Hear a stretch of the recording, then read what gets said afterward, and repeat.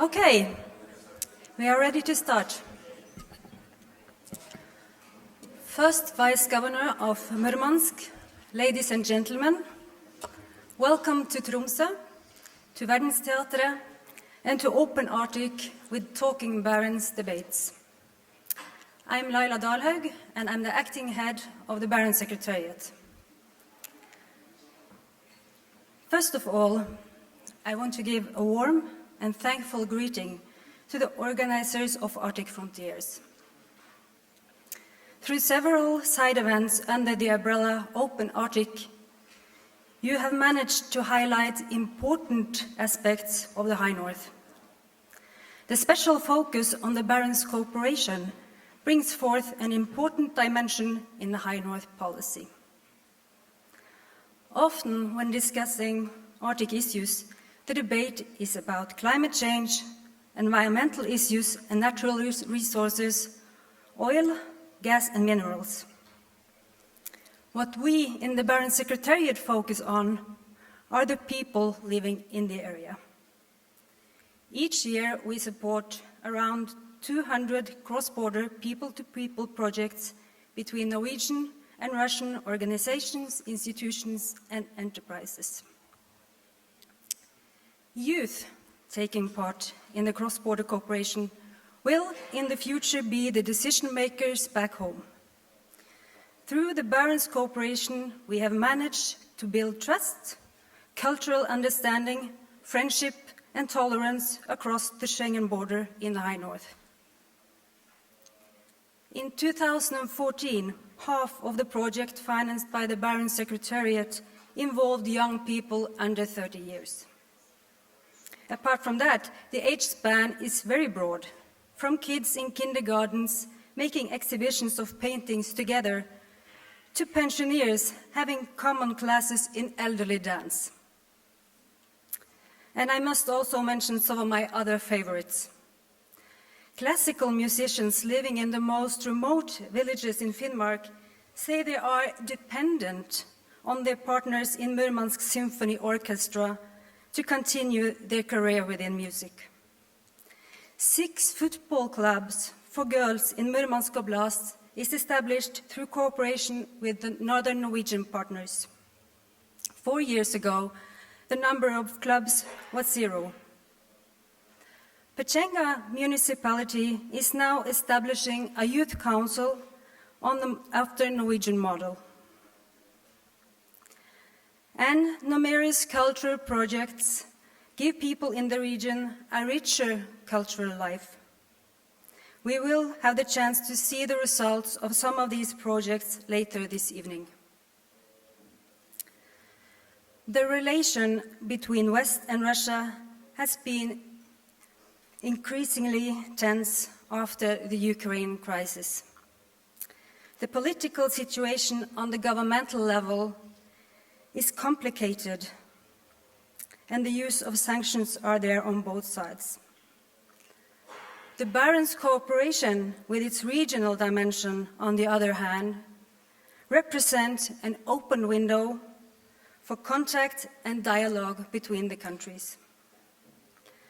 And the cooperation is wanted from both parties. I am looking forward to hearing the politicians' thoughts about the future of the regional cooperation in the debate later today. The Barents Secretariat will continue to support good initiatives to provide the future decision-makers with knowledge, cultural understanding, tolerance and respect, because this is the fundament for stability, peace and development in the region. This afternoon and evening we will celebrate the Barents cooperation and start out with Talking Barents, have some interesting debates, and after that there will be a cultural session starting at 19:30. This evening of Open Arctic is by this opened. We will start the debates now in a few minutes, but first we will have a speech and I will introduce our good Barents friend that we have been privileged to work with for many years, former ambassador to Ukraine, Russia, and Ireland, and of course, Consul General from 2011 to 2013 in Murmansk. Please welcome Øyvind Nordsletten.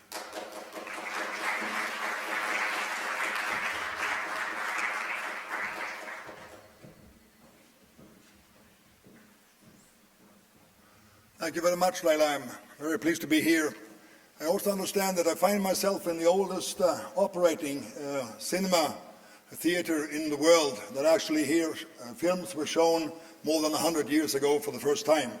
And when we have distinguished representatives of the government of Murmansk Oblast here together with us, I would like also to mention that 2 or 3 years ago, when I was Consul General in Murmansk, we had the pleasure of supporting the showing here of a very interesting documentary on the history of Ukraine in this hall or the other more modern cinema at the Tromsø International Film Festival, which has become a very important event in the world of the art of cinema. I'm also very happy that in the course of Arctic Frontiers, with all the arrangement and meetings and seminars and conferences on a very high level with the ministers and all the other ones, there's also room for discussing what is very important, and that is the evolving relationship between our two countries, between the two neighboring countries of Norway and Russia. I was very happy to be at a seminar just a few hours ago dedicated to Russia, and now we are here and we are talking Barents, and that's a very good story to be discussing. It was and remains a very important initiative.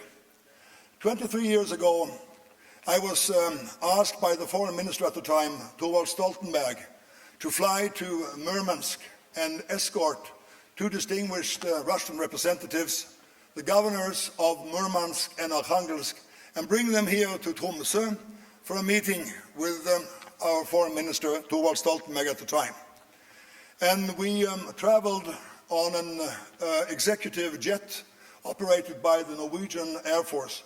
I believe it must have been the first time that the Norwegian military plane, although no fighter or no real military plane, it was like a civilian but operated by the Air Force, flew over Russian airspace. And we came to Murmansk, and there we greeted the governors of Murmansk and Arkhangelsk and brought them back here to Tromsø. And there was a dinner, and there was a meeting with Thorvald Stoltenberg. And in the course of these meetings, Thorvald Stoltenberg presented the idea of establishing a regional cooperation system up here in the north of Europe. And the Russian representatives welcomed this idea, and on the second day, a small paper was signed to this effect. And this was in March 1992. On the 11th of January 1993, a year afterwards, the Kirkenes Declaration was signed, by which the Barents or Barents Euro-Arctic region and the institutions and the principles on which it would be based was signed by the foreign ministers in Kirkenes. I was, as ambassador to Moscow in 2003, honored to be present at the celebration of the 10th anniversary of the Barents Cooperation. And I still remember that the Russian Prime Minister at the time, he said that this regional cooperative system is the best that Russia participates in anywhere in the world. Now, just a couple of years ago, in 2013, we celebrated the 20th anniversary of the Barents Cooperation. And the Russian Prime Minister, Dmitry Anatolyevich Medvedev, was there together with our Jens Stoltenberg, who was the Prime Minister at the time, and other Prime Ministers from the Nordic countries. And again, everybody, and also Prime Minister Medvedev, referred to the Barents Cooperation as a big success that needed to be expanded and continued in the time to come. Let me just mention also that when we flew back this first time with the two governors in 1993, it was a bright, beautiful, late winter, early spring day. Sun was shining, and we flew over the Lyngsalpan, and the beautiful Norwegian landscape was below us, and I still remember that one of the Russians said to me, could you please ask if they have maybe a few glasses on board? And there was no stewardess, but there was an engineer in addition to the two pilots, and he provided us with a couple of glasses, a few glasses, and then the Russians had brought with them to be on the safe side pickled cucumbers, and kalbasa, that is sausage, and also a bottle which looks like water, but is a bit stronger than water. And there, as we flew over the wonderful Norwegian landscape and on to Russia, we toasted to having sown the first seeds of what then became the flower, I would say, the flowering of the Barents Cooperation. So I still remember this as a small personal recollection of those early days of the Barents Cooperation. What has the Barents Cooperation led to? I think there is one word that actually sums it up better than anything else, and that is the word normalization. Normalization, that we have become genuine neighbors, not only living close to each other geographically, physically, like we always did.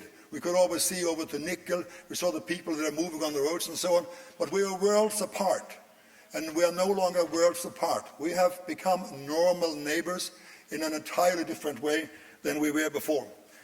A few days ago I read, I forget actually who said so, but I read somewhere just recently that the high point of civilization, that is ordinary, peaceful, ordinary daily life, not the big events, that's important of course, the ceremonies and so on, but the fact that people live peacefully, they go to work and they do all the things that we do on an ordinary Monday or Tuesday and so on, that is the high point of civilization. And the Barents Cooperation, I think, has, by normalizing relations across the divide which the border was before, meant that we have reached this high point of civilization to a much larger degree than before with our neighbor. We have, in addition to the institutions that were established by the Barents Declaration and the meetings that we have on the ministerial level and also on the local level, the regional level, I think flowing from this normalization is also this Barents spirit. It's not so easy to define what it is, but I think that we, the Russians, the other Nordic participants, and we ourselves, we think now in different terms. We wish, to make the best out of it when we discuss how we can move forward together with our neighbors. Today, there is no hiding that the Barents Cooperation faces challenges, and that the relationship between our two countries is not like it used to be a few years ago. This is the effect of the cooling of the relations in general. Of course, the sanctions on the Norwegian side and the countermeasures on the Russian side have meant a lot for our trade relations in particular. And the atmosphere, the spirit could possibly also be in a better shape. There is also no hiding that the fact that we have now a number of 5,500 last year coming across the border, which are not Norwegians or Russians visiting each other, but people from faraway places, from conflict areas where they are suffering. This, of course, presents us also with a great challenge. We hope that through the discussions that we have, we can solve this. And let me say in this regard that the heritage that Norway and Russia enjoy together, the fact that we have lived side by side forever in peace and in cooperation, and the fact that we have the Barents spirit, the Barents Cooperation, gives me also a hope that we will be able to solve through the talks in Moscow this week, hopefully, and through the context that we have, the dialogue that we have, also the issue of the migrants.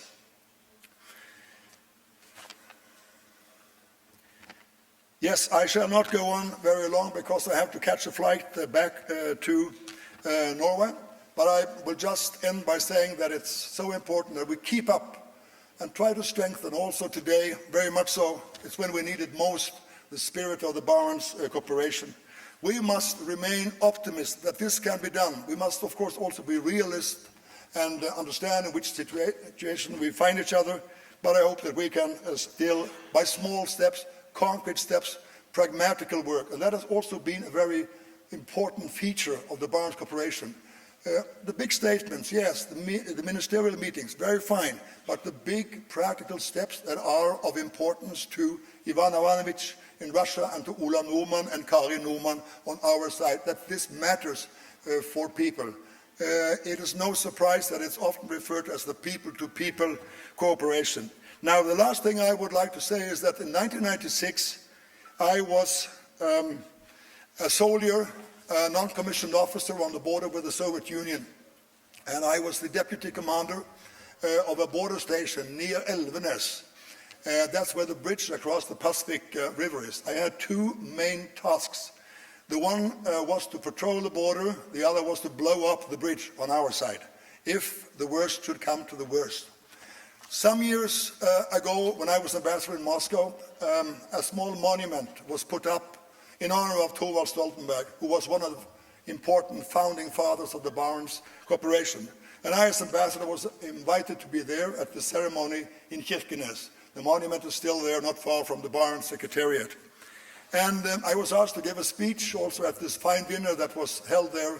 The Prime Minister, Jens Stoltenberg, was there, and of course Thorvald Stoltenberg, the father of the, as it was said, of the Barents Cooperation. And so I said that many, many years ago, like 40 years ago, I was there as a soldier, as a deputy commander of this border station. I had these two jobs of blowing up the bridge and patrolling the border. Now today, as ambassador, my job is to build bridges and make the border as invisible and as transparent as possible. And that is a much more rewarding task, to have a much more important challenge to try to live up to. So I want to remain, I am very much optimistic on what we have achieved, that this legacy, the heritage of the Norwegian combined Russian achievement and all the Nordic other participants, that this will endure and that we will get back into the right track. Thank you very much, and all the best to the Barents Secretariat and to the Barents Corporation and to all of you. Thank you very much.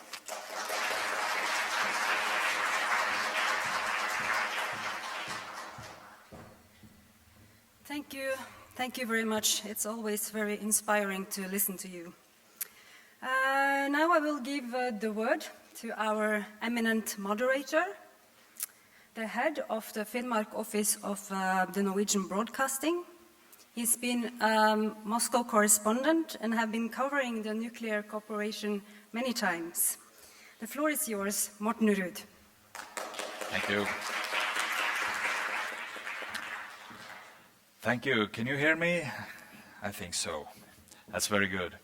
First of all, we are going to have an introduction from representatives from the Norwegian and the Russian authorities about this cooperation, the nuclear cooperation between Norway and Russia.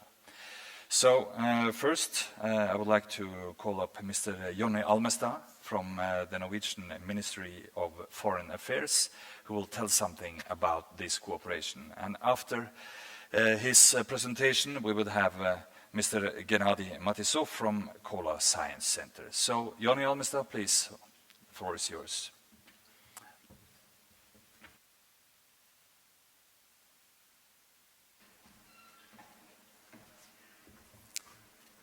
Good afternoon to all of you. Finally, the sun is back in Tromsø, and I really look forward to see the city in the daylight tomorrow.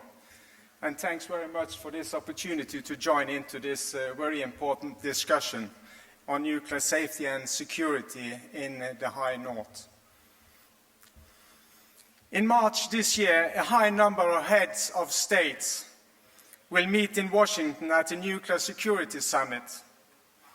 The agenda will focus on at least two very important issues: stock-taking of common efforts to secure nuclear material, and how to prevent such material from falling into the wrong hands.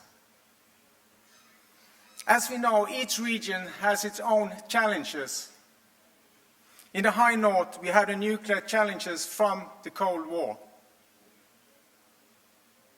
This leads me to how Norway, Russia, and the international community have dealt with these challenges during the two last decades.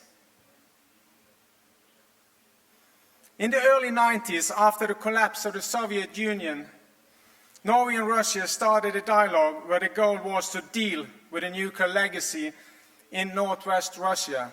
We were both optimistic but also realistic.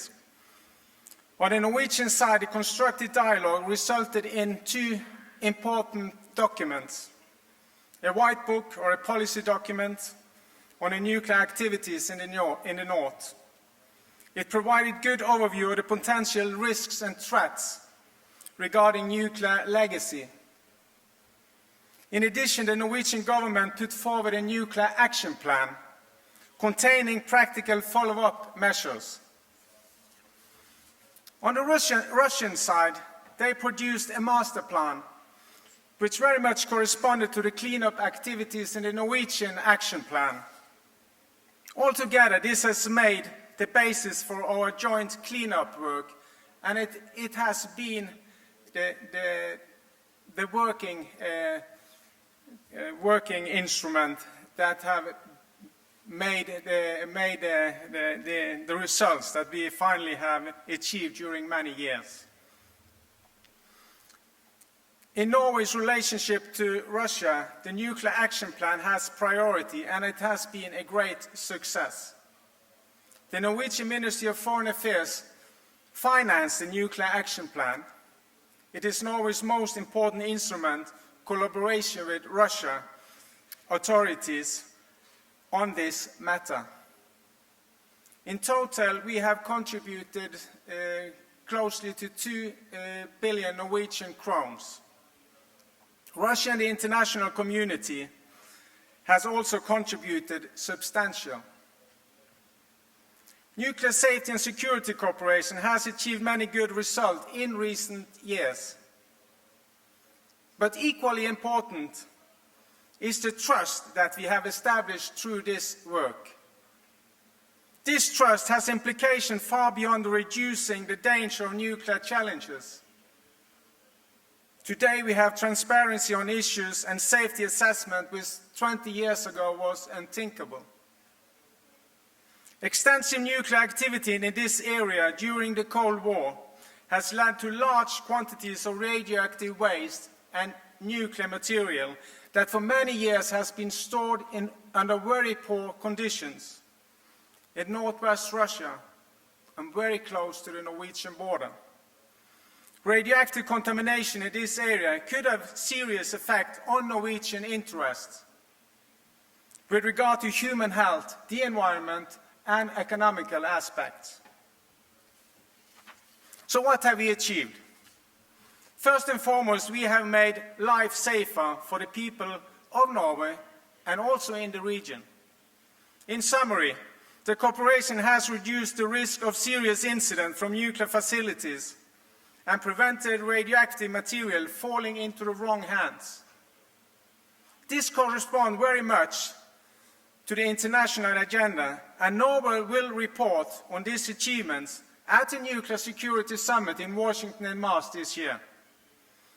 The competence that we continue to build up and the contacts we have made with Russian civilian societies and authorities put us in a much better position to handle any undesirable situation that might arise in the future. The Norwegian Radiation Protection Authority is a key player in the implementation of the nuclear action plan. So let us have a look at the video on the screen that highlights joint results in northwest Russia in recent years. During the Cold War, the Soviet Union built up the world's largest fleet of nuclear submarines, many of which were decommissioned in the 80s and 90s. Decommissioned submarines were in poor condition and still contained spent nuclear fuel, and so posed a potential risk of radioactive contamination. Between 2003 and 2009, Norway financed the dismantling of 5 decommissioned nuclear submarines. The spent nuclear fuel was removed from the submarines to be stored under safe conditions. Russian and international initiatives for dismantling decommissioned nuclear submarines have led to all of them being safely dealt with. In total, about 120 submarines have been dismantled in northwest Russia. The former Soviet Union used about 1,000 radioactive strontium batteries to power lighthouses and navigation beacons. These batteries are among the most dangerous radioactive sources, and when unshielded can give a lethal dose in about 30 minutes. Since 1998, Norway, together with the Russian authorities, has financed the removal of radioactive strontium batteries used in lighthouses in northwest Russia and around the Baltic Sea, and replaced them with environmentally friendly solar cell technology. The Lighthouse project has been extremely successful and allowed the safe removal of a total of 251 radioactive sources.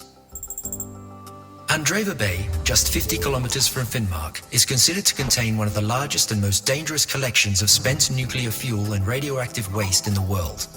The spent nuclear fuel comes from about 100 nuclear submarines, and an accident could lead to contamination being spread by the wind to Norway in 1 hour. Andreva Bay was a Russian military service base used to replenish submarines with nuclear fuel. After the facility ceased to be operational, maintenance was minimal and parts of the base are still heavily contaminated. Norway is one of many countries engaged in cleanup work at Andreva Bay. Together with Russia, Norway has implemented a number of projects to reduce the risk of radioactive contamination and to prevent radioactive material from going astray. Further initiatives will hopefully lead to the safe removal of the radioactive material. Norway is also helping to educate personnel and promoting the importance to Russian authorities of adhering to international standards. A serious accident at a nuclear power plant could cause an acute health risk in the immediate vicinity and long-term consequences further afield. Russian nuclear power plants represent the greatest risk for the spread of radioactive contamination to Norway. Norway has therefore financed safety measures at Kola and Leningrad power plants to reduce the risk of accidents. There has been a significant reduction in the number of safety-related incidents at the plants in recent years. For example, the number of incidents at Kola fell from 41 in 1993 to 6 in 2013, while the seriousness of the incidents also decreased. The risk of core meltdown at Kola was about 100 times greater in the early 90s than it is today.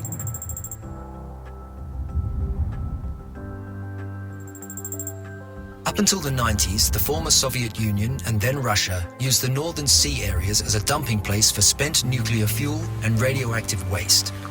As many as 17,000 containers of solid radioactive waste have been dumped in the sea around Novaya Zemlya, as well as reactors containing spent nuclear fuel and reactor components. The danger of contamination from sunken and dumped nuclear submarines in the Northern Seas is also a cause for concern. Potential radioactive leakages could have consequences for the marine environment and threaten the reputation of the Norwegian fishing industry. Joint Norwegian-Russian expeditions have visited the dumping sites in order to study possible contamination. Their conclusion was that radioactive contamination in the areas investigated was low, but that there was a risk of future contamination. Norway and Russia also collaborate on a joint monitoring program to assess the level of radioactive contamination in the environment over time. Nuclear emergency planning is about preparing for rapid action to protect human health, the environment, and important social interests. Since 1993, Norway and Russia have had an agreement on giving early warning of nuclear accidents and to exchange information about nuclear power plants. Through our collaboration with Russian authorities and organizations, Norway has gained a better understanding of Russian decision support systems, assessment tools, and emergency response organizations. The collaboration has provided Norwegian authorities with good information about the Russian installations and the risks associated with them. Well-established routines and common procedures for early warning are an important part of emergency planning work. It is important for Norway to hold joint emergency response exercises to test out warning procedures in practice and exchange measurement data so as to achieve better collaboration and more knowledge. Non-governmental environmental protection organizations play an important role in nuclear safety. Friends of the Earth Norway, Nature and Youth, and Bellona all work on nuclear issues in northwest Russia and represent a link between the authorities and the public. The presence of the environmental protection organizations in northwest Russia is of great significance for Norwegian-Russian collaboration. By working with sister organizations in Russia, the civil society contributes to increasing the focus on nuclear safety issues, as well as increasing awareness of possible alternatives to nuclear power, energy efficiency, and streamlining the energy sector in northwest Russia. Their work and publications have also led to good contact with professional and technical institutes in Russia and have helped to increase international awareness of relevant nuclear safety issues.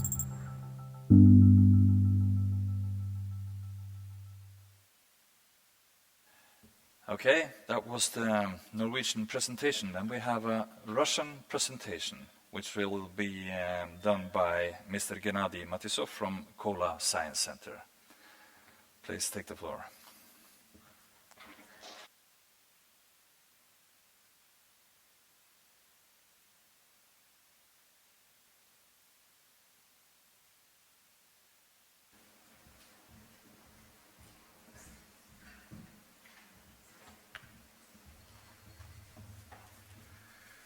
Уважаемые коллеги, я ветеран конференций по рубежам в Арктике и сторожил в Мурманске 1965 года.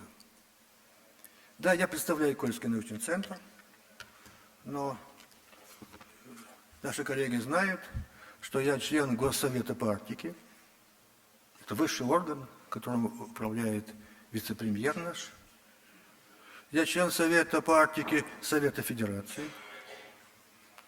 И вообще все, какие только есть комиссии, комитеты, я там присутствую. Ну и самое главное, что я член Президиума Российской Академии Наук. Здесь упоминалась Украина несколько раз. Я 12 лет как создал и являюсь председателем Южного научного центра, это юг России, где проживает 25 миллионов человек. Я бы, может быть, на эту тему не говорил, но тут много раз упоминалась Украина. И довольно осведомленный человек. Мне очень приятно, что я в этом зале вижу своих старых норвежских коллег из Норвежского полярного института, с которыми мы начали работать еще, вот ушел посол. А я первый раз норвежскую границу пересек, наверное, он мне помог.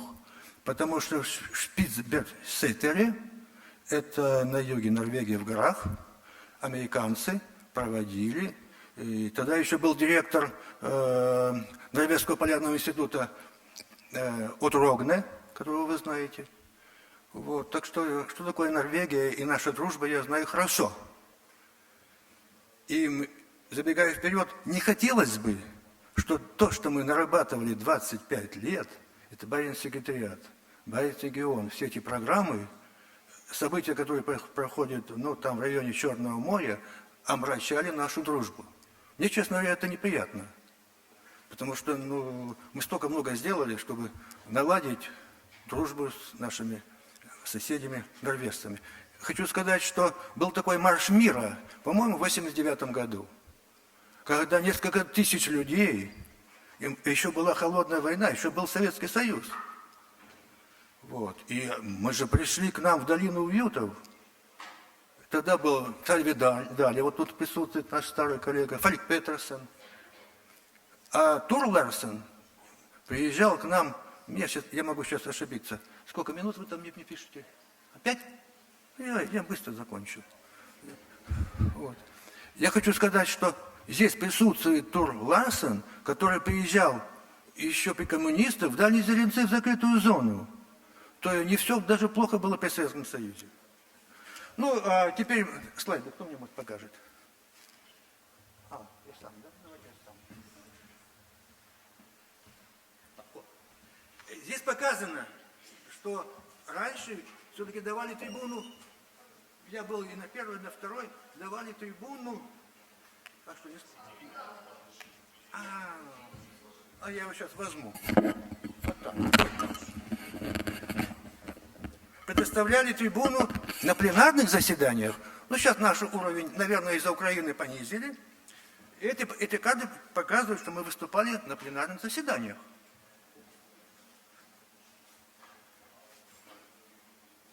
Так, туда, сюда, что ли? Как бы мне его подвигать-то? Что, время идет? Двигайте мне, пожалуйста. А, вот. Ой, мне здесь получилось. Вот. А вы можете на вот эту. А вот нажмите на нее. Нажимайте. Я представляю Российскую академию наук. Мы работаем по госпрограммам Министерства науки, но кооперируем и с Норвежским агентством по ядерной радиации, с Финским институтом радиационной и ядерной безопасности, ну и с другими коллегами, с американскими коллегами. Это то, что мы сделали за 3 года последних. Фактически от моря Лаптевых 250 мы сделали станций, Лаптевых, Карская, Печорская, Норвежская, и везде мы изучали радиоактивность. Могу сказать, как было Арктика чистая, и были очень низкие уровни загрязнений, так и они остались. Я думаю, что такой материал у нас... Вот мне все подсказывает, что у меня заканчивается время. Ну, посла не останавливали бывшего. Помогите мне...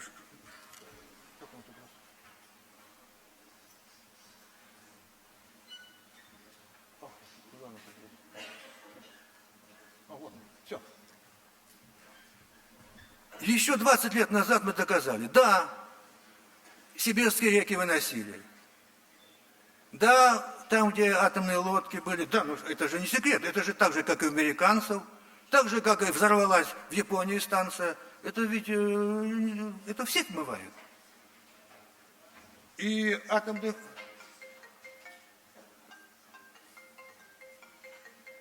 Мы работали в Губе Андреева вместе с норвежскими и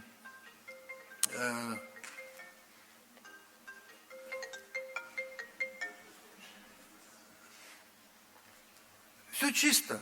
Не надо думать, что наши специалисты российские, когда делали захоронения, или когда делали могильники, или когда делали накопители в той же Губе Андреева, ни о чем не думали. Нет, у нас таких событий, как в Японии, у нас таких не было событий, кроме Чернобыля, конечно. А Чернобыль на Украине.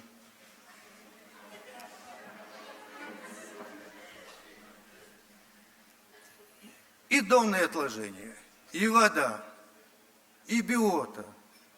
Все это у нас чисто. Но это же уровень, на уровне детектора, это же очень низкий уровень.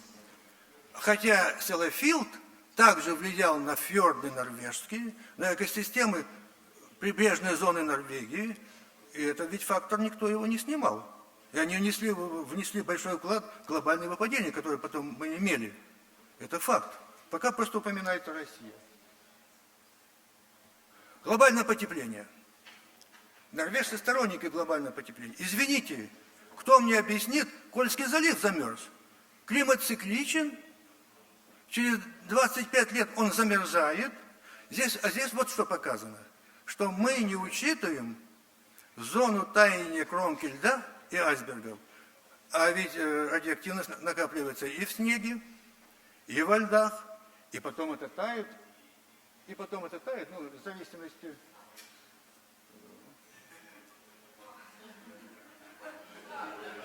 Ну, неважно.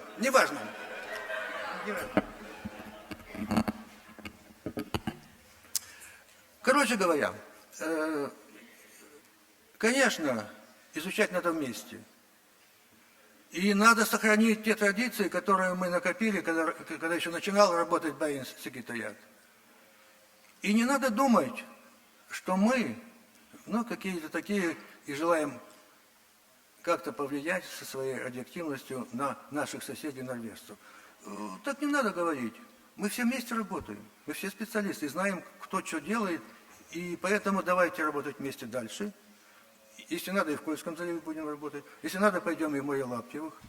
Вот. Поэтому надо работать вместе. И не надо нам искать, что там Украина, там... Нет, это все не тот способ. Украина нам не должна помешать. Мы должны вместе работать. Никто за нас наши проблемы не решит. Ни в Губе Андреева, ни в Черной Губе, где мы с Альвидали ходили, еще в 1981 году мы ее изучали. И я вообще был во всех злачных местах, которые только есть, не только в Советском Союзе. Поэтому я извиняюсь, что члену Госсовета по Арктике дали всего 4 минуты. Я бы так не сделал. Спасибо вам. норвежские наши коллеги.